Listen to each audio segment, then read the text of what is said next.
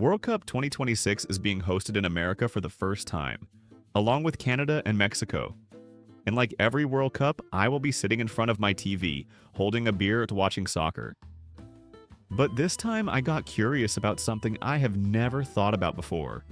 The beer I am holding, did I choose it because it tastes good, or because I see it everywhere inside the stadium? Here is something I think most people do not know. Beer is one of the very few food products in America that is not required to list its ingredients on the label. You drink it without knowing what is inside, unless the brand voluntarily discloses. I know drinking a lot of beer is not great for your health, but it is not every day you get a World Cup, right? The official beer sponsor of the FIFA World Cup 2026 in America. Messi is the brand ambassador. There will be beer stands at all 12 stadiums. And when I poured Michelob Ultra into a glass and drank it, I understood why they needed all of that. Poured into a glass, pale yellow, almost see-through.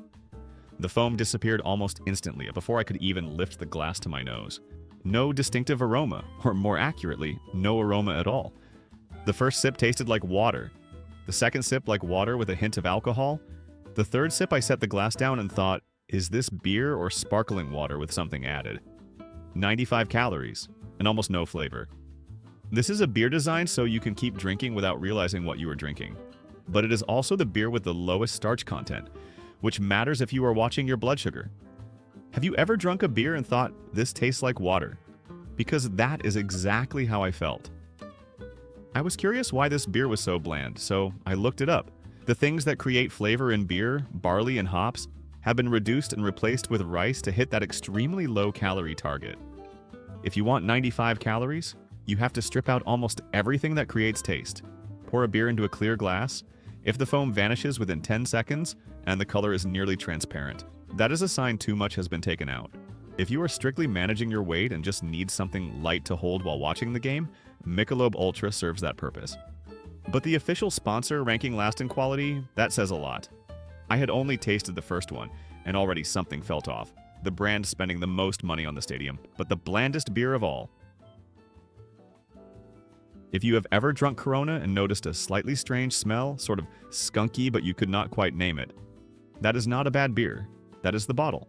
I drank Corona from the bottle first, slightly skunky aroma. Light flavor, a touch of corn and honey, fading quickly without leaving much behind. But that skunky note kept lingering. Then I drank the exact same Corona but from a can. And the surprise, noticeably purer, the flavor was more defined, no more skunk. Same beer, two different experiences just because of the packaging.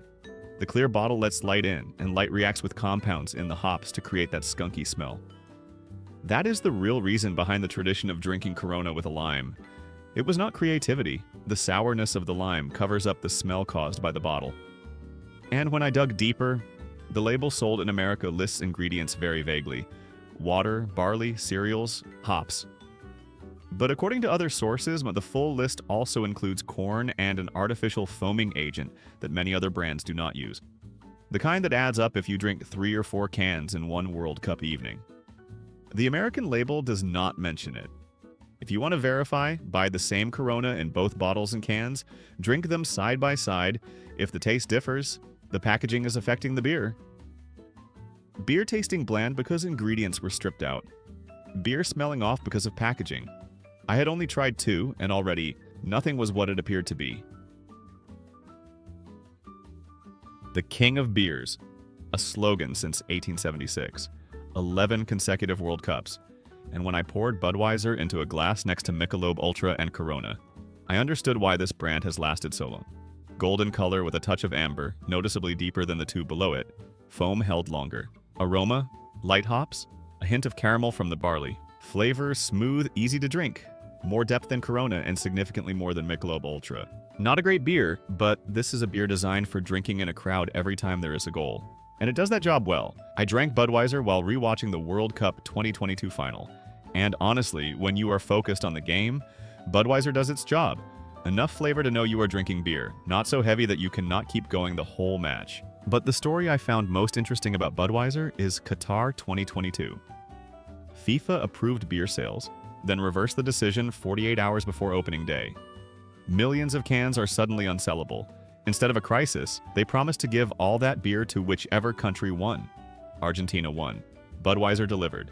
One of the best pivots in sports marketing history. Ingredients: water, barley, rice, yeast, hops. No corn, no concerning additives. And beechwood aged on the label sounds artisanal, but it is actually small wood chips to help yeast settle faster, not barrel-aged like whiskey. Good taste and a great story, but 3 beers in, and I was noticing a pattern. The better the marketing, the less I trusted the can. On every can of Stella Artois, there is a number, 1366. You look at it and think, a beer 660 years old must be deeply historic. And that's exactly what they want you to think. Poured into a glass, bright gold, good foam. A light floral aroma that comes from Saaz hops from the Czech Republic, a variety many consider the finest in the world. Flavor: the barley was more substantial than Corona or Budweiser, fading quickly and leaving behind a light touch of sweetness. This was clearly a step up, smoother, fuller, with its own character. Then I looked at that number, 1366 again, and looked it up. 1366 is the year an old brewery in Leuven, Belgium first appeared in city records. That old brewery, not Stella Artois the beer. Stella Artois was actually first brewed in 1926. Stella means star because it was created for Christmas. Artois is the founder's name. The brewery is 660 years old, but this beer is only 100. One of the most common borrowed history moves in the beer industry. Ingredients are decent: water, barley, whole kernel corn, Saaz hops, yeast. Stella uses traditional whole kernel corn instead of industrial corn syrup. That is a real difference compared to many cheaper brands. Have you ever looked at an old-looking number on a beer can and thought, this must be ancient, without ever checking what that number actually means? A 660-year-old brewery, a 100-year-old beer. Better taste than the group below, but that feeling of not knowing what to believe on the can kept growing with every brand I opened. Dos Equis means 2 X's. And if you think this is just another ordinary Mexican beer, you will be surprised, because the person who created it was a German immigrant named Wilhelm Hasse in 1897, combining German brewing technique with Mexican ingredients. I put Dos Equis next to Corona since both are Mexican beers at the same price point, and the difference was obvious from the first sip. Dos Equis was more balanced, a gentle sweetness from the barley balanced against a mild bitterness from the hops. Smoother than Corona, fuller, and without that skunky note from the clear bottle. The German-Mexican heritage in the recipe creates a subtle layer of complexity that purely Mexican lagers do not have. That is why Dos Equis consistently rates higher among beer communities. And if you have ever tried both side by side, you know what I'm talking about. And here is the interesting part. A $230 million a year battle between the 2 biggest beer corporations to control who gets to be the soccer beer, and you, the beer drinker, are sitting right in the middle of that fight without even knowing it. But after 5 beers, something started bothering me, and it had nothing to do with the taste. This is something I sat thinking about for a while. The cheapest beer and the most expensive beer on the supermarket shelf can use the exact same substitute ingredient, rice or corn, to cut production costs. The only difference is the label on the outside and the price you pay. You think you are paying extra for quality, but you are really paying for advertising inside the stadium. So, if cheaper substitute ingredients make blander beer, and more expensive advertising does not make better beer, then what actually makes the difference when you drink it? In June 2023, Modelo became the best-selling beer in America, ending 20 years of Bud Light's dominance, and when I drank it, I understood why. But when I looked into who is actually behind Modelo, that was the surprising part. Fuller than all 5 brands below it. Real depth, a gentle sweetness from the barley, a mild bitterness from the hops, the 2 balancing each other very well. This is a beer you can drink through a full 90 minutes of soccer and still want more, and that is the most practical test for a World Cup beer. Modelo is the best seller, not because of marketing, but simply because it tastes better. But here is the complicated part. When many Americans boycotted Bud Light in 2023 and switched to Modelo thinking that they were supporting a different brand, in reality, at the global level, both still belong to the same owner. Ingredients: water, barley, corn, hops, yeast. Simpler than Corona, no artificial foaming agent. Have you switched to Modelo in the past 2 years? If so, did you switch for the taste or for another reason? Modelo was clearly better than the group below, but it still uses corn. I started wondering, Is there any mainstream beer where I do not have to make excuses for what is inside? Heineken has been tied to European soccer for 30 years. See Heineken and you think of late nights watching the game. But that contract is about to end. World Cup 2026 may be one of the last tournaments where Heineken is still the soccer beer. Heineken from the green bottle has the same issue as Corona. Light gets through and creates a slight skunk, but from a can, completely different. No more skunk, but fuller. A light bread-like flavor, a touch of fruit, hops just right. This was the moment I started feeling the difference between beer with real depth and beer that is just thin.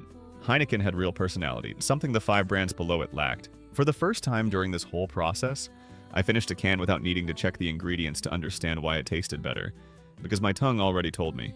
Then I went to Heineken's official website to see what they brew with, and this is where I was genuinely surprised. Only 4 things: barley, hop extract, water, and Heineken's proprietary yeast. No rice, no corn syrup, no foaming agents. 4 things. And when a beer only has 4 things in it, your body only has to process 4 things. That is the shortest and simplest list of any mainstream beer here. Heineken's proprietary A yeast, their secret since 1886, creates a distinctive light fruit character that no other brand has. That is a real difference, not marketing. 4 ingredients, and for the first time on this list, what I tasted matched what I read. Nothing extra, nothing hidden. The doubt that had been building since the first few brands started to lift. If I asked you, between Corona and Guinness, which one has fewer calories? Most people would point to Corona. Light beer, bright color, must be lower calorie, and they would be wrong. Pour Guinness into a glass. It is not black like most people think. Look closely under the light, and it is actually a deep red, because part of the barley is roasted like coffee beans. The foam, thick, creamy, and light, created by nitrogen instead of regular carbonation, which is why Guinness foam feels like cream. Flavor, roasted barley, rich and full, coffee, chocolate, a hint of smoke. But after swallowing, the flavor fades quickly, dry, nothing lingering. And after finishing, I did not feel heavy at all, much lighter than its appearance suggests. Then I looked up the calories. Guinness, 125, Corona, 148. Budweiser, 145. The darkest looking beer on the list is one of the lowest in calories. Do not judge a beer by its color. Ingredients: roasted barley, regular barley, hops, yeast, water. No substitute ingredients, no corn, no rice. Roasted barley retains natural antioxidants. The roasting process creates them the same way it does in coffee. And since 2018, Guinness stopped using fish bladders to filter their beer, because customers asked them to. The brewery has been in Dublin since 1759. The founders signed a lease for 9,000 years, still active. Have you ever avoided Guinness because you assumed it was heavy? Because I will be honest, I used to avoid it too, until I looked up the calories. Darkest yet lightest, fewest calories yet richest flavor. Wrong assumptions, one after another, from Michelob Ultra all the way here. Most of what I believed turned out to be the opposite of reality. And the last beer on this list reverses everything most completely. No FIFA contract, no Messi, no beer stands at the stadium, and ranked first. Samuel Adams. The first sip, and I knew immediately this beer was completely different. Not because it costs more, but because I could actually taste the flavor. Deep amber gold, aroma, hops coming through clearly, floral, herbal, a touch of orange. This was an aroma that none of the beers below had. Flavor, a caramel sweetness from the barley up front, then a mild hop bitterness with real character at the finish. The two balanced each other perfectly. This is a beer where, after finishing, you know exactly what you just drank. Then I read the back of the can. And this is what separates Sam Adams from every other brand. They do not just list barley or hops, they name the specific varieties and where they come from. Every ingredient has a name and an origin, fully disclosed. No substitute ingredients, no rice, no corn, 100% barley, even though substitutes would be significantly cheaper. The founder personally travels to Bavaria every year to select the hops. That is not marketing. That is how they brew one best American beer the first year they entered in 1985. The best tasting, no fillers, and the most transparent. But 175 calories, the highest on the list. Better flavor means higher calories. That is the price of using 100% barley instead of cutting it with rice or corn. And no FIFA contract whatsoever. I have been drinking beer while watching the World Cup my entire life. And for the first time, I stopped and asked, do I choose beer because it tastes good, or because I see it everywhere inside the stadium? The answer changed the way I buy beer. I started this video with a question. Is the official World Cup sponsor the best beer? And now I have the answer. No. The official sponsor ranked last. The best beer has no contract at all. And if you want to take one specific thing from this video, this is what matters most. Beer is one of the very few products in America not required to list ingredients on the label. Food has to. Soft drinks have to. Beer does not. Because beer is regulated by the Alcohol Authority, not the Food Authority. Any brand that voluntarily discloses is showing you transparency.